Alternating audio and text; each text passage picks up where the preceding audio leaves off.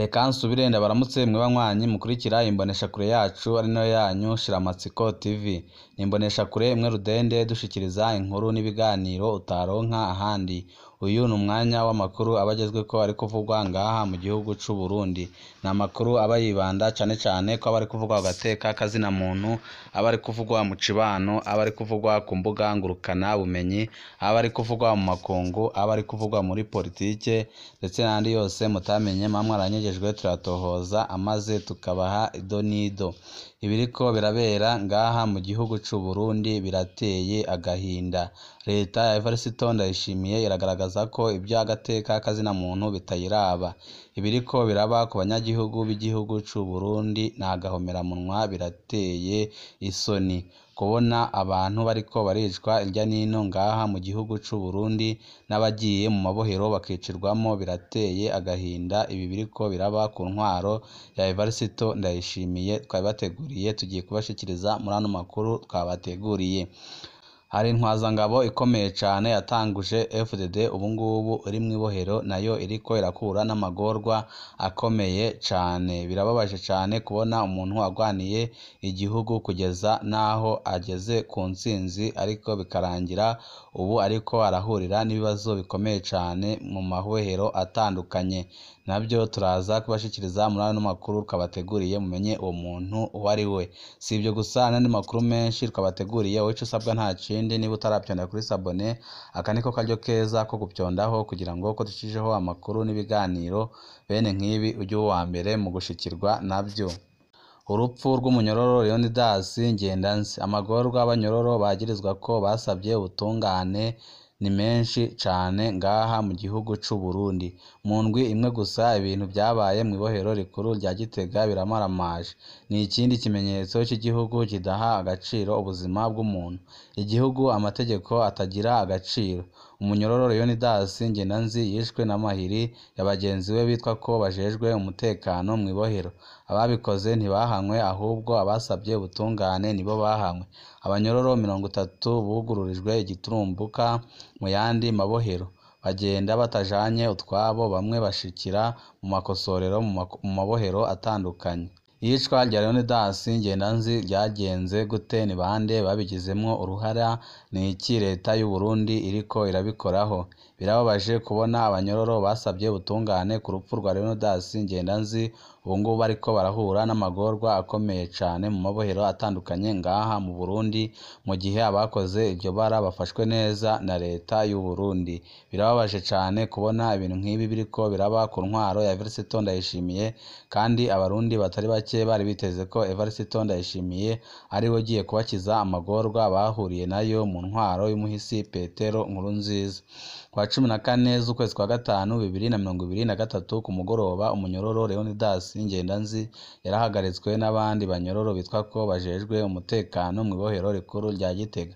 Ku isonga ryabo havugwa uwo bita Kapita General Japhet Atibu.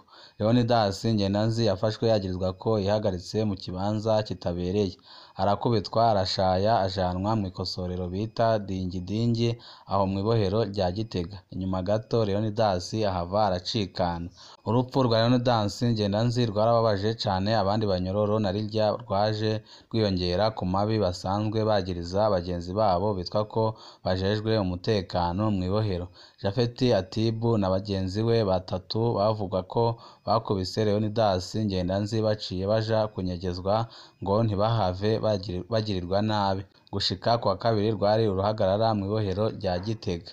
Amatohoza ahengamye yabaye ku rupfu rwa Leonidas Ngendanzi, aho abari basabye ubutungane kuri Leonidas Ngendanzi aribo bagize ibibazo bikomeye cane, mu gihe ababikoze iryo bara bo bagomeje banyegejwe na leta y'u Burundi. Urupfu rwa Leonidas Ngendanzi rwakurikiwe n'amatohoza yakozwe na Procureur General wa Gitega Felicita Nishemezwe afatikanije n'umuyobozi mw'ibohero Josiane Nishimwe. Abanyororo ntibashimye ko amatohoza akorwa na Procureur General Félicité mu gihe bamwagiriza ko afitaniye imigenderanire idasanzwe na Japhet Atibu. Ntidushimye kuvuga urugero rudasanzwe rw'iyo migenderanire nk'uko ivugwa n'abanyororo, ariko vyoba vyiza abategetsi babikurikiranye.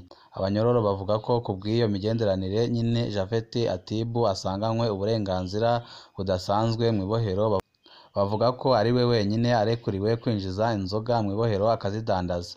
Bavuga ko kandi Japhet arara hanze y'ibohero amajoro menshi cane. Aho guhana abo banyororo bagirizwa kwica Leonidas Ngendazi, y'amatohoza yahindutse ayo kubakingira no kurondera kugirira nabi abanyororo bagwiriyemwo abagirizwa kwanka ikiringo ca gatatu ca Nkurunziza. Intonde z'abafatwa ko ari incabwenge zaciye zikorwa vyihuse.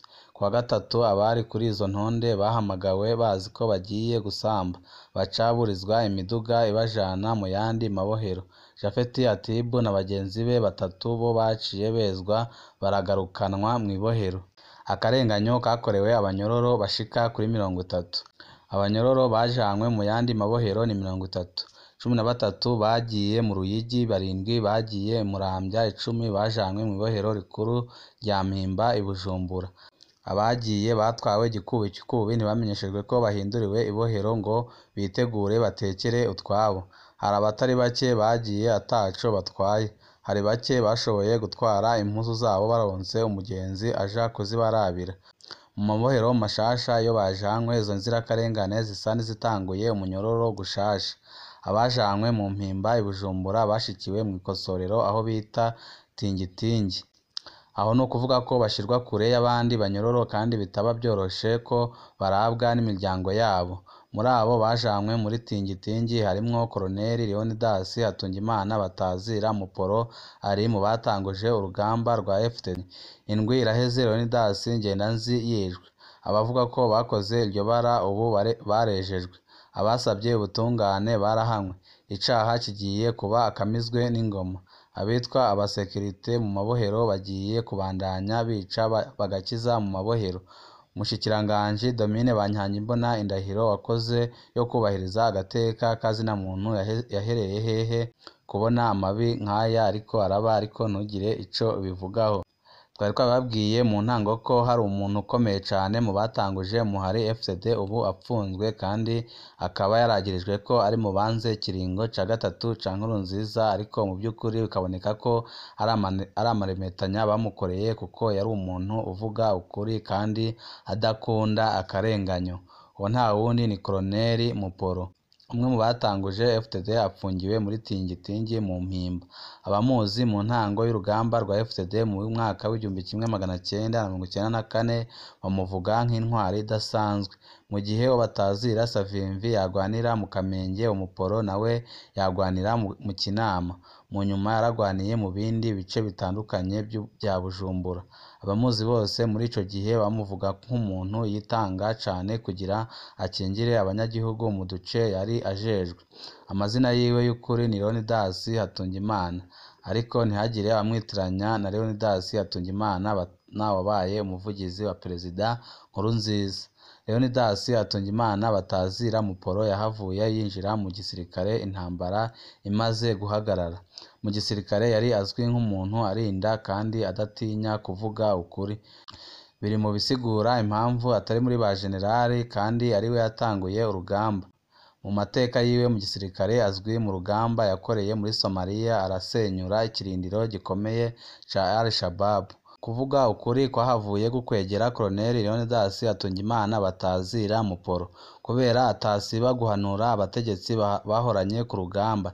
Yararemetanirijwe ko ariko aragwanya ikiringo ca gatatu ca Nkurunziza. Muri Nyakanga 2015 Colonel Muporo yarahagaritswe ajanwa mw'iperereza, aho yahohotewe bidasanzwe amara igihe kinini apfungiwe mu musarani kugira abo muri Croix Rouge baje kuraba abapfungiwe muri documentation ntibigire bamubona. Imana yarakinze avayo atishwe, araheza ajanwa mu ibohero rikuru rya Gitega aho yari amaze imyaka myinshi.